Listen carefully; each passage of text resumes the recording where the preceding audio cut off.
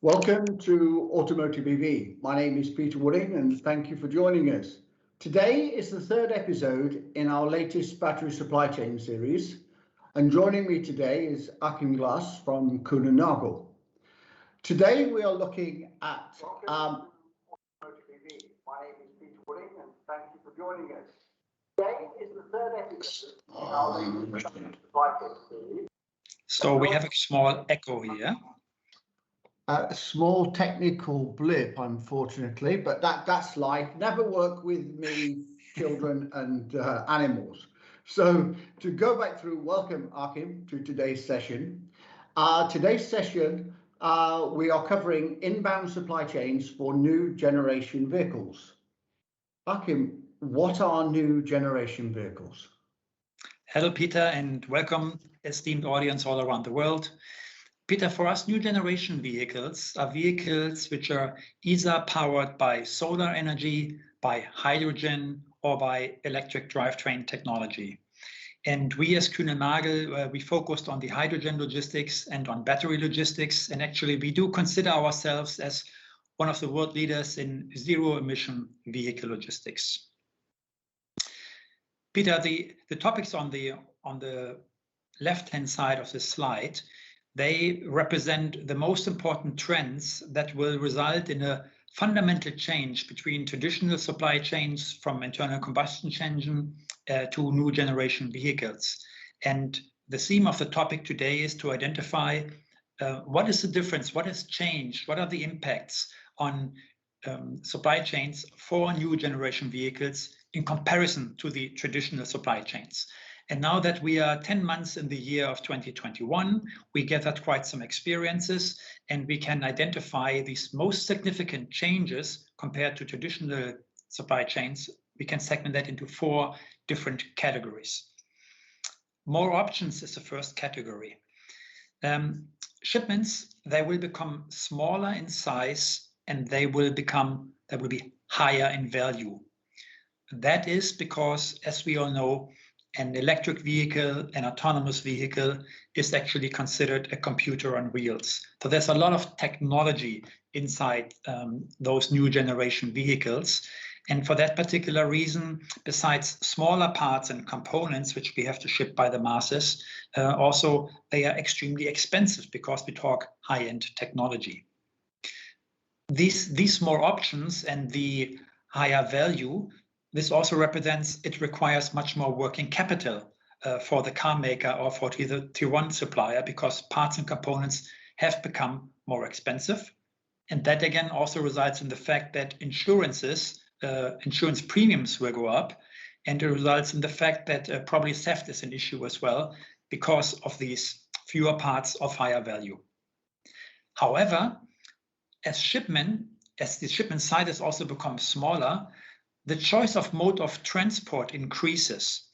We all know that traditionally 85% of all parts and components for a traditional car have been shipped by sea freight, 10% by overland and only 5% by air freight transportation.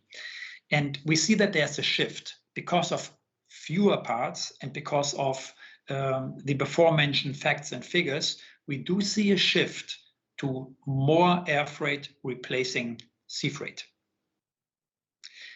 In addition to the more options, there's increased caretaking required. The materials which are used, they are very fragile and they require improved packaging and higher levels of care when handling the cargo. Achim, could you give me an example for increased care? Yes, let's think of the large LED cockpits which you see when you walk into one of these, when you sit in one of the new generation vehicles. They all go all the way from the left all the way over there to the right. And all of us we have dropped our smartphones before, and then we do know and realize how very sensitive the glass display can be.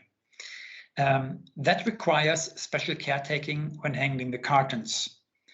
For the sensors and for the microchips, we pay very special attention to wet and to moist conditions to avoid that the product is getting damp or even being exposed to corrosion. That can be a very difficult task, considering the high-tech commodities are often shipped half around the world in containers, and they're being exposed to weather conditions and temperature changes within only 24 hours. For example, I checked seaexplorer.com, where earlier this morning 37 vessels are waiting in front of Long Beach to become, to get access to the port and to become unloaded. And many vessels have been sitting there for more than 5 days, being exposed to extreme sunshine and heat during the day, and then again much cooler temperatures because they drop at night. That is creating actually wet and damp atmosphere inside the containers. We have sensors, and our sensors, which we are attaching to battery shipments, for example, which are shrink wrapped to protect the products against dust. Those reported temperatures in the outer packaging of 80 degrees centigrade earlier this year at Frankfurt Airport, when cargo aircraft arrived and we put the product on the tarmac. And it does require half an hour, 1 hour, sometimes even 2 hours until those pallets will then actually be removed into a safer environment inside the warehouse. So all this is obviously not healthy for premium batteries because they are packed with high density energy, and this can eventually even result in an explosion. So there's a multitude of examples, Peter, with regards to why higher caretaking is required. Are you happy with that answer? Is that okay for you? Okay. Absolutely. Good. Fewer parts. The next major observation which we identified. Compared to the traditional combustion engine, which, as we all know, consists of thousands of moving parts, new generation vehicles have an electric motor instead. And the electricity, as we said previously, may come from a battery for a battery electric vehicle, from a solar panel for the solar vehicles, or from fuel cells for the fuel cells vehicles. But because it runs on electricity, the vehicle obviously emits no exhaust from the tailpipe and does not contain typical liquid fuel components like the fuel pump, the fuel line, or the fuel tank. Therefore, for new generation vehicles, the overall bill of material is less complicated, and it represents less complexity for service parts, for example, for the aftermarket. The fourth trend is the production flexibility and the adaptability. As new automotive technologies continue to get refined, production flexibility and adaptability will be fundamental to commercial success while transitioning from conventional internal combustion engine to full battery EV. The assembly of new generation vehicles is often highly automated. And this again means for logistics service providers that they have to invest in autonomous handling equipment and multi-sensor rapid scanning for line feeding and for sequencing activities. So let's give you an example, Peter, where traditional automotive assembly lines were an assembly line where a car is moving within 24 hours through the factories and then the vehicle is actually completed.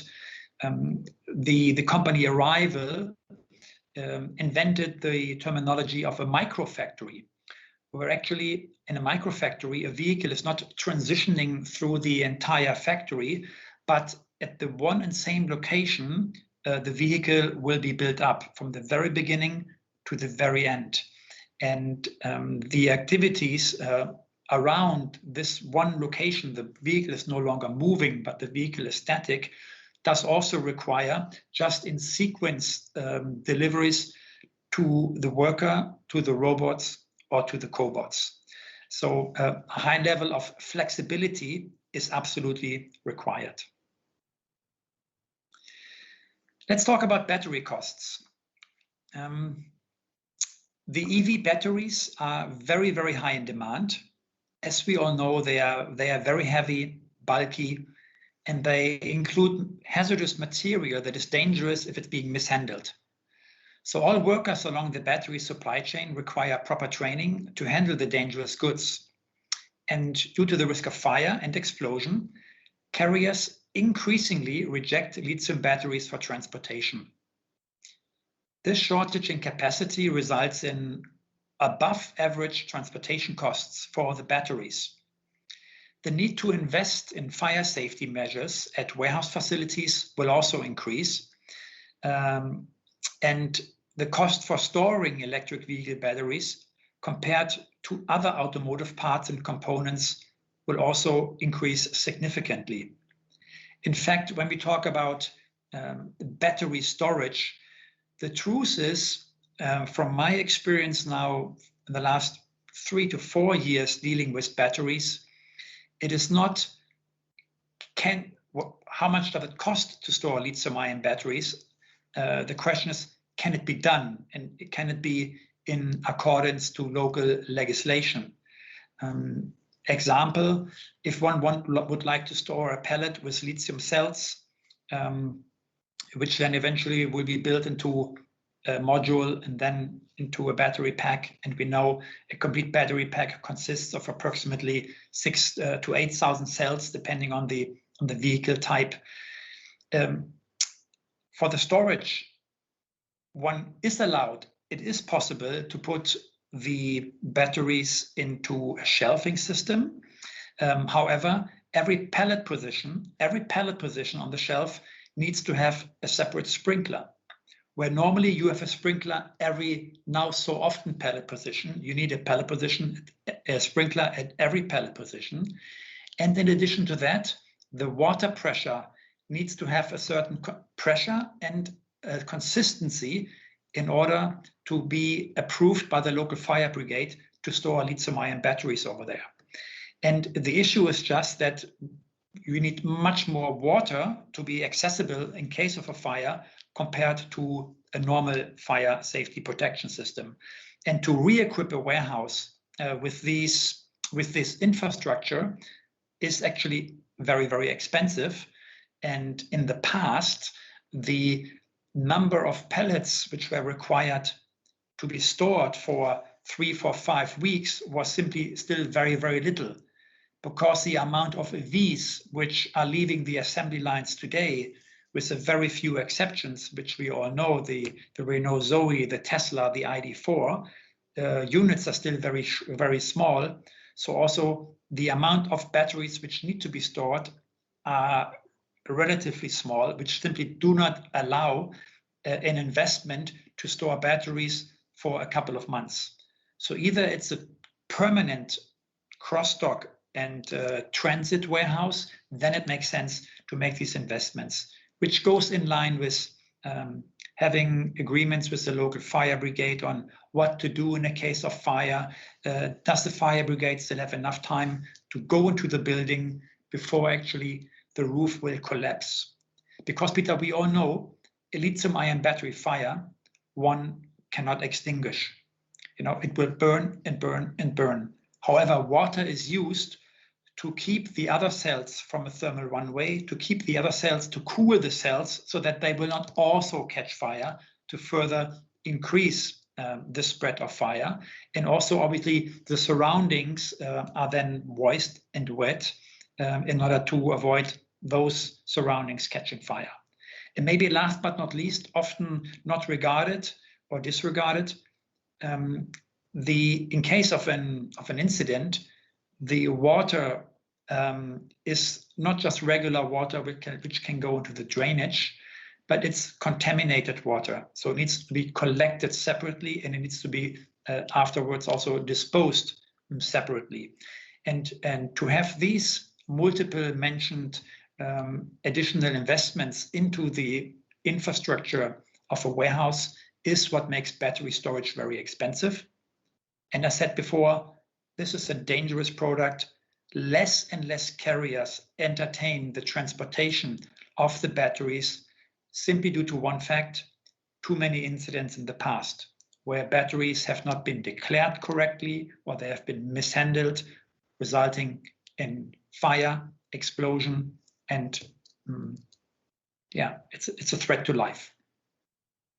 So overall, these are several important changes compared to the traditional inbound supply chain, and the car makers, the suppliers, but also logistics service providers, they must adopt their budgets, their processes, and their trainings to the new requirements from new generation vehicles. Thank you. Okay, we have a question in from Simon, who is asking, why is there less complexity in the aftermarket? Is it because of fewer parts? And could you give us a specific example? Yes, there's less complexity in the aftermarket because by sheer mathematics, less parts, instead of thousands of parts, we have hundreds of parts.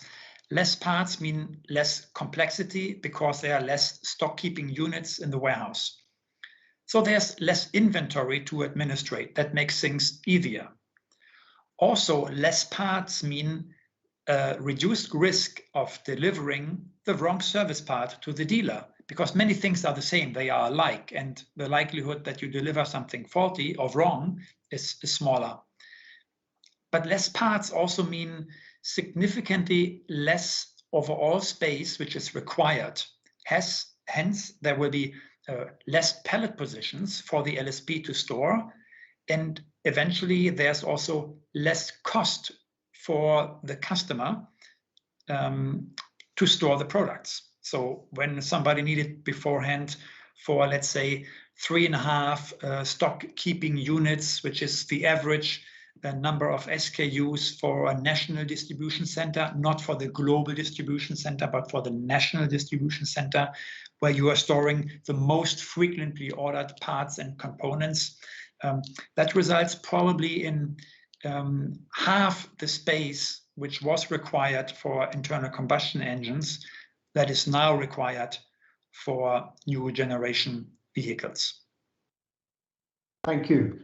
Now, out of the topics that you've covered, which one would you say is the most difficult to adapt for the customer? Out of those 5 topics covered, I believe there are actually 2 trends that are the most difficult, and they are more difficult to master than the others. Namely, production flexibility and the batteries.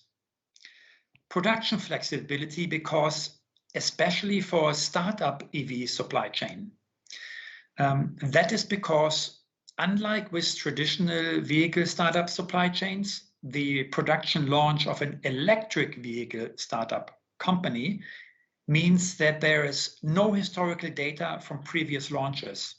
There's no previous experience. Let's take the Lucid Air, which is now running off the assembly lines. It's the first time Lucid has built a car. They never did it in the past, compared to other traditional vehicle models, which have been launched every 2 to 3 years with multiple other car models as well. So I'm now an electric vehicle startup supply chain. That means often there are many new vendors, and the processes and potentially also the product quality sometimes is not yet very optimal. It's not yet so synchronized and so well oiled compared to the previously mentioned traditional supply chains. Hence, the startup will be forced to change a supplier at short notice, and instead nearshoring must be used in order to, or nearshoring must be used in order to bring the parts and components over and closer to the production line.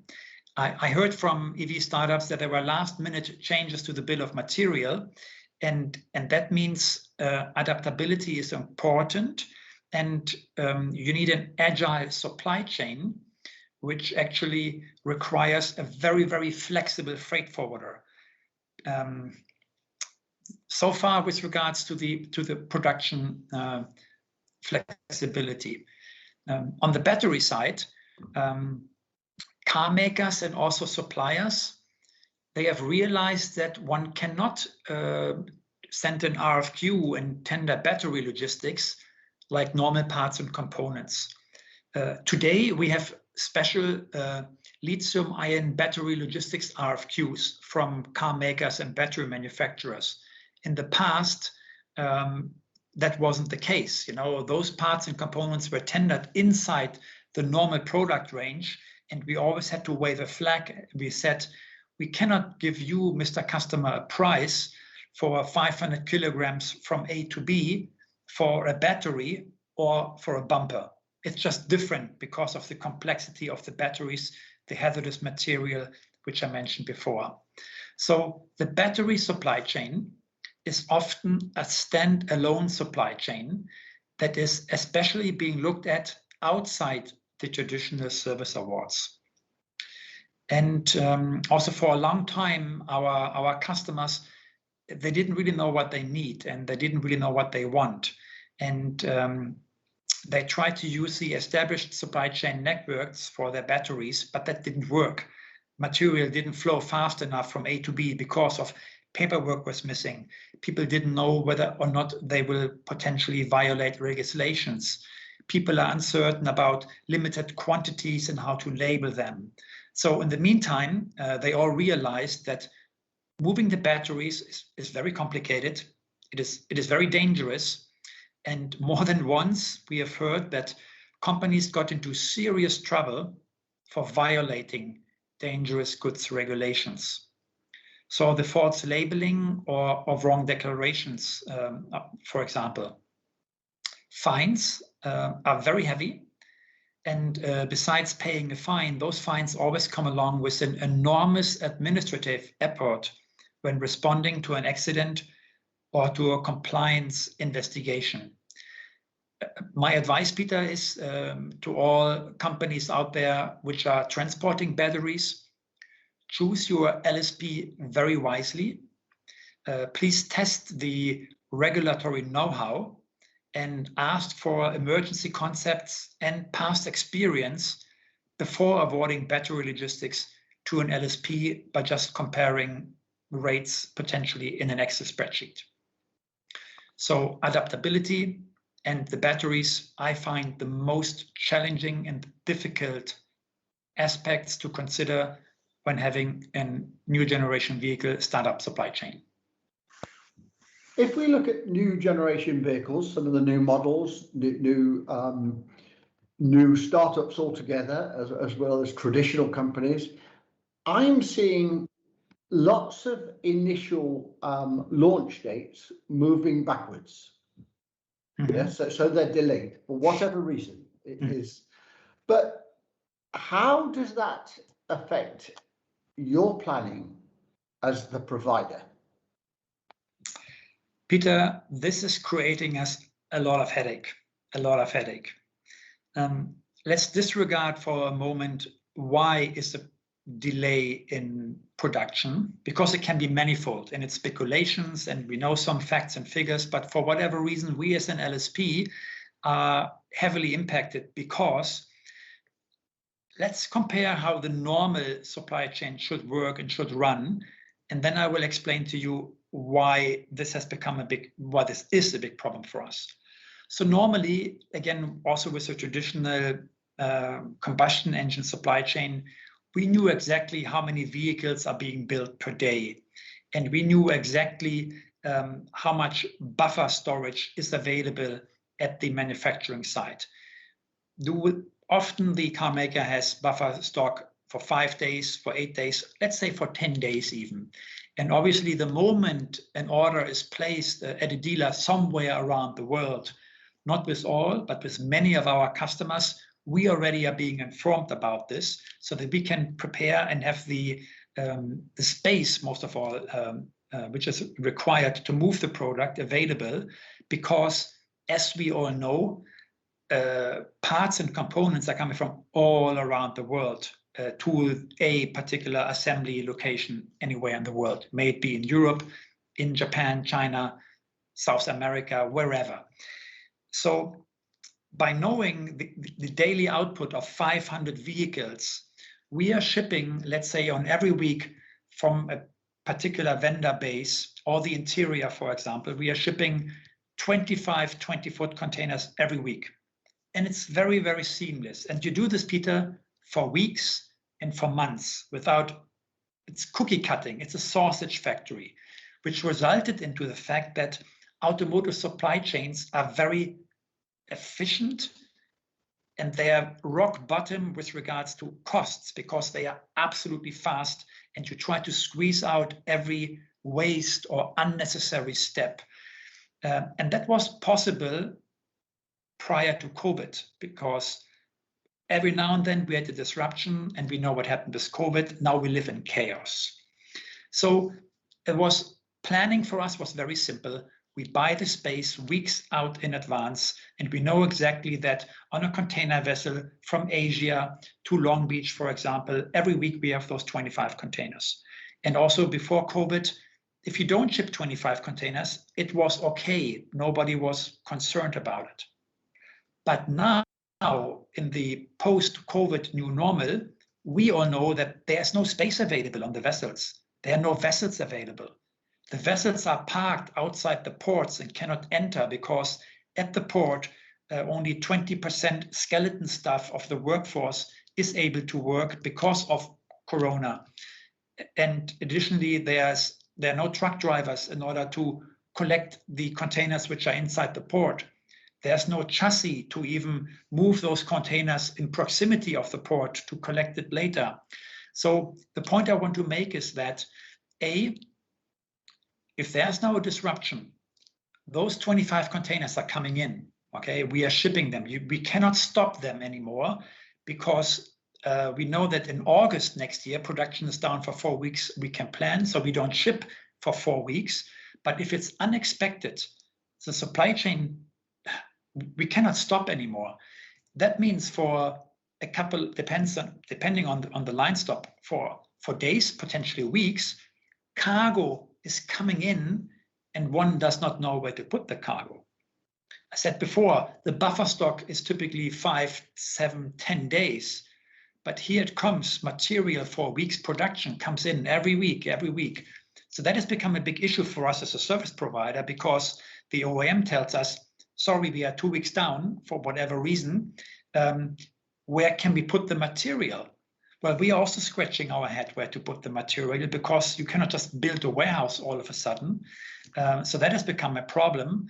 And at the beginning, companies said, let's leave the containers let's leave the product in the container at the port.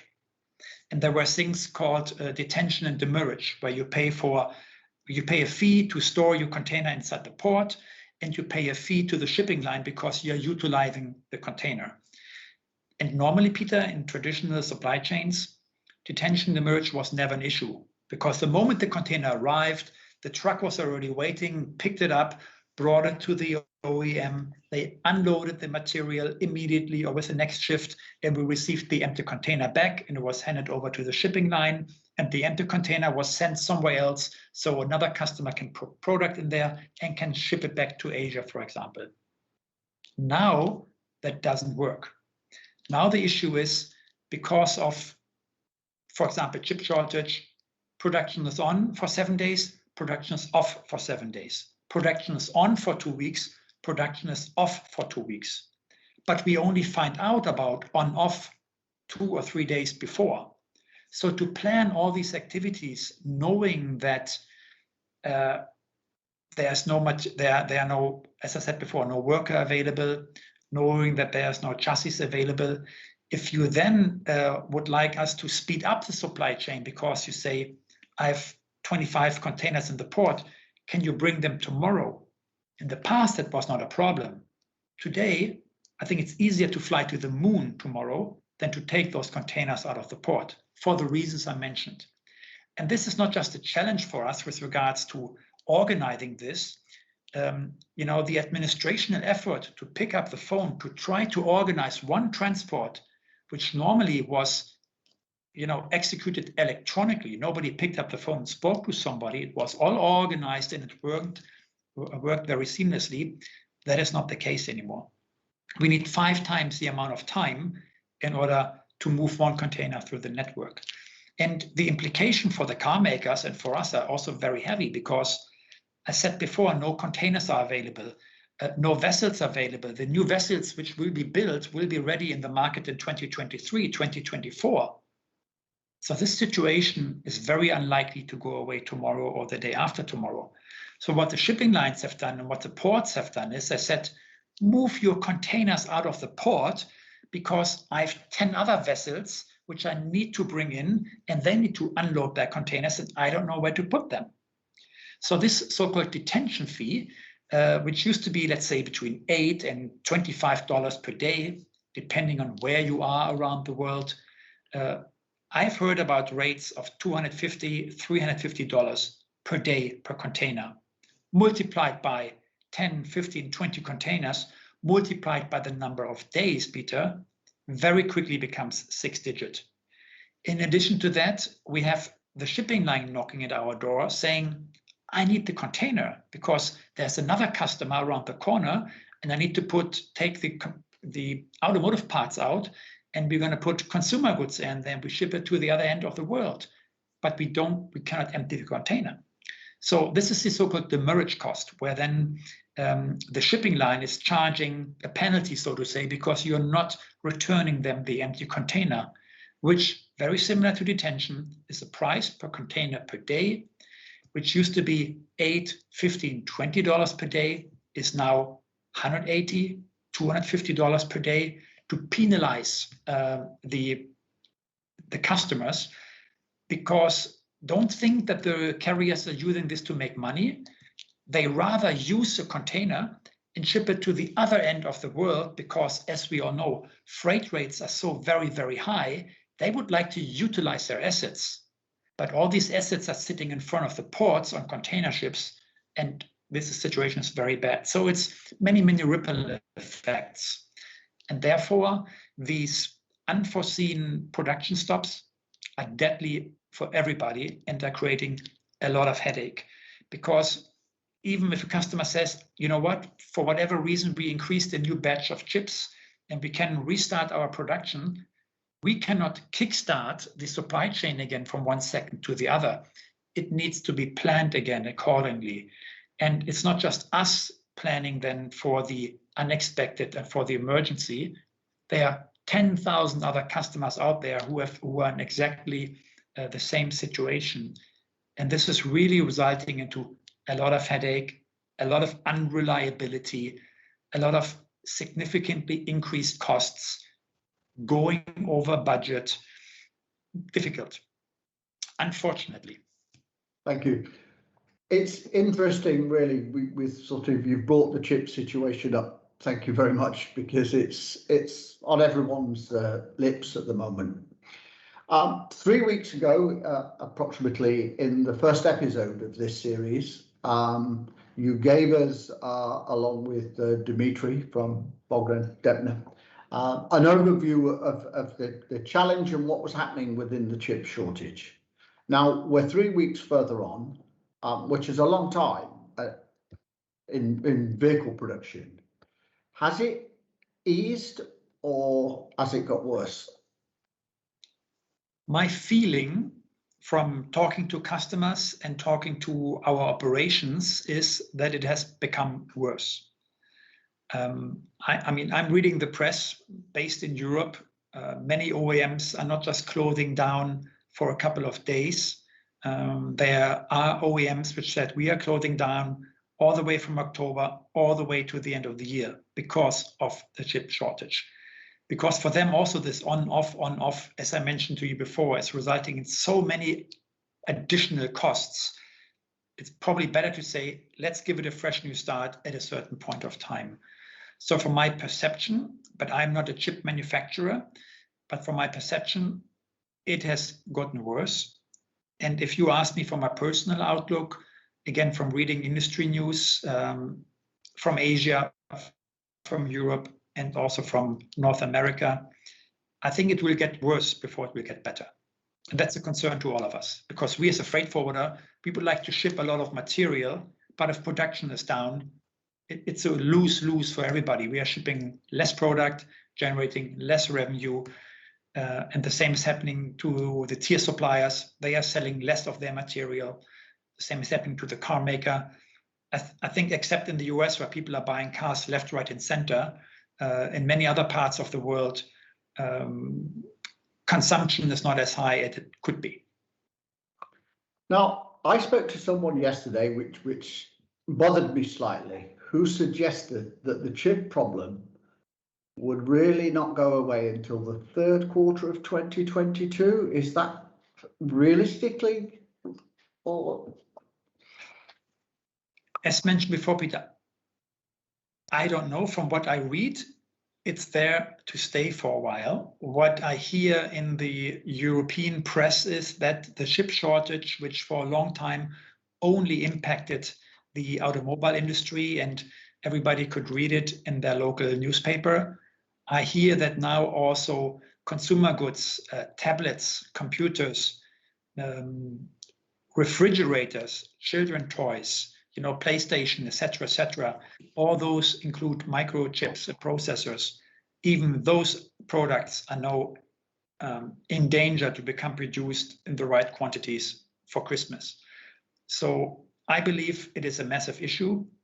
I do understand, and again, I'm not the expert, but I do understand you cannot build a microchip factory from one day to the other. I understand it's a massive investment. So you need a lot of space, you need a lot of water during the production process. So to find a location, to eventually get funding and build it, and until those chips then will come into the market, probably similar to the gigafactories, it's probably going to take a couple of years.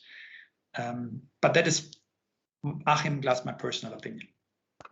Well, when you look at the sort of new generation vehicles as we covered before, they are so reliant on technology, and technology equals chips. Yeah. Now we're moving from a traditional vehicle to an electrified vehicle or a fuel cell vehicle, where we're predicting sales will continue to grow and grow and grow. Correct. The challenge that we've currently experiencing obviously caught everybody sort of out of sync to a certain degree, but it's been going a long time. So when we're looking for the next generation vehicles, how and when should we start to looking at how to buffer this challenge so it doesn't happen, or we can reduce the impact if it happened again? Mm-hmm. I think this challenge is not new. We had chip shortages after it all started with a drought in Taiwan. And you may say, why is a drought relevant to the chip shortage? It's again because of the water which is required to cool and to clean the chips to cool the machines and to clean the chips during the production process. And that already resulted in a small dip in supply, but then it went up to normal again. And then we had the other weather extreme conditions in Asia Pacific, where we have a lot of microprocessor manufacturing, which is because the majority of those high-tech products are traditionally coming from Japan, Korea, China, obviously. And already back then, people said, let's reduce the dependency on one or two suppliers in Japan who are impacted by a tsunami. We need to diversify. So I think one thing that needs to be done is obviously do not rely just on one supplier and on one single location. A. B, besides the diversification of the portfolio, is we have to seriously consider about nearshoring. Bring the products much closer to the assembly line to avoid long distance shipping, which is exposed to many, many risks, such as the Suez Canal incident, which has nothing to do with COVID. It had nothing to do with the tsunami or southern China ports being closed for hurricanes. It was a sandstorm, and then the ship went a little square, as we know, blocked it. However, those are incidents which repeat itself more often compared to the previous years. So we just cannot say it happened once, the next time it will happen will be in 100 years. maybe it happens next week, next month, or next year. But what we have learned from the past is that there is a very high possibility of supply chain incidents again. So therefore, bringing the production material, the production closer to the production line is important. But in addition to that, 12 million cars finished vehicles are being shipped around the world every day from manufacturing location to the consumers. So we want to go beyond, bring the supply chain closer, the production of where the car is being built, which is of absolutely vital importance for the battery packs. We don't want to ship battery packs, heavy, bulky, dangerous all around the world. The battery packs must be built in proximity to the EV assembly line. But why don't we consider more the idea of arrival, where they will bring the microfactory to the point of sale? So that will again reduce a lot of emissions, and it will reduce risk, and it will certainly reduce a lot of supply chain costs, because then you are building the factory where the market is. You can adopt the output according to the demand. And the truth is, this is what I understand from reading the press and being a loyal follower, Peter, of your community. You can easily then build back a microfactory in order to use this territory, this space for something else, when the demand should be satisfied in the market. And I think we're going to go into that direction. So it's risk management, nearshoring, and also keeping in mind maybe we can go one step closer to the point of sale, also for the benefit of the planet. We don't want to talk sustainability here today, but it has a significant impact, because I think 10 million tons of carbon are emitted every year, 10 million tons, just by shipping finished vehicles from the production line to the dealers around the world. So effectively, we've got to learn from how everyone's achieved a global supply chain capability, but to bring it back to a more regional vehicle productivity, which also will make the entire sort of the ESG element considerably easier to achieve. Absolutely. And it becomes more then of a niche sort of vehicle, rather than unnecessarily shipping hundreds of thousands of them from one location to the other. So an interesting move forward. And you're right, going on to chips, we've had it before, we've had tsunami. How you guys within the supply chain, the logistics element, cope with these ups and downs is beyond me, really. It's definitely one of the hardest parts, and we've covered obviously the sort of new vehicles, as we call it, but also there's a supply chain element of the much smaller units as we go from a journey of zero with bikes, e-bikes, e-scooters, vehicles, car sharing, and so on. From we're actually going over really, but from a logistics perspective, do you believe that what I will call super LSPs will be more involved across the board, and also in terms of servicing and aftermarket sort of customer sort of vehicle sort of improvements or sort of changes? Do you think that will fall in line? Do you think it's a good fit? Yeah, let's focus on the aftermarket. The aftermarket model for the OEM is of course changing fundamentally. In the past, we all know we brought in our car in the morning, and then we could pick it up in the afternoon, and maybe they gave you a replacement car, maybe not, but this was a traditional model. And what we have besides the less parts, which I mentioned before, we have the vehicle is a computer on wheels. So we know exactly, not we, but the OEM knows when a car is potentially breaking down, or which parts do need to become replaced now before the car is about to break down, even though the likelihood of a breakdown is significantly reduced because we have hundreds of less moving parts inside the car which can fail.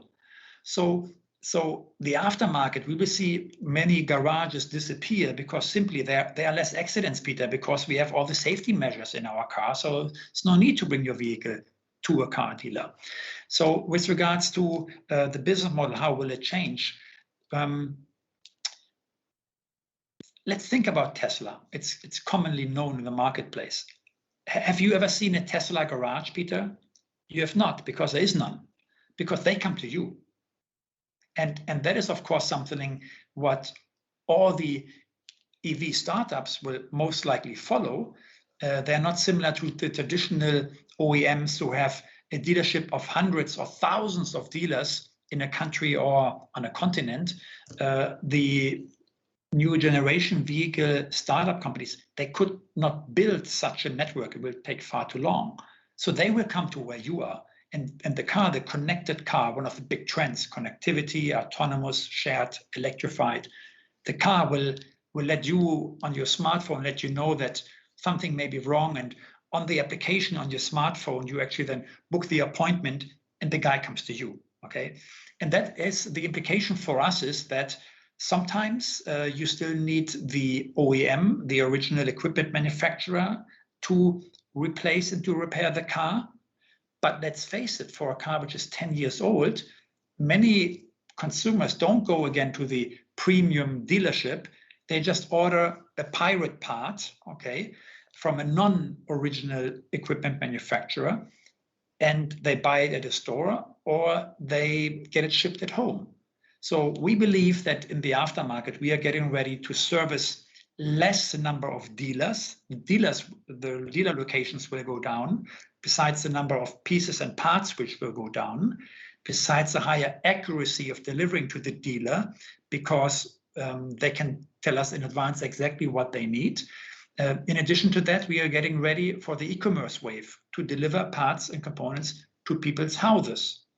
I would not be capable to change anything on an electric vehicle. Okay, I have two left hands, but many other people obviously can. So that will have a significant impact in the aftermarket.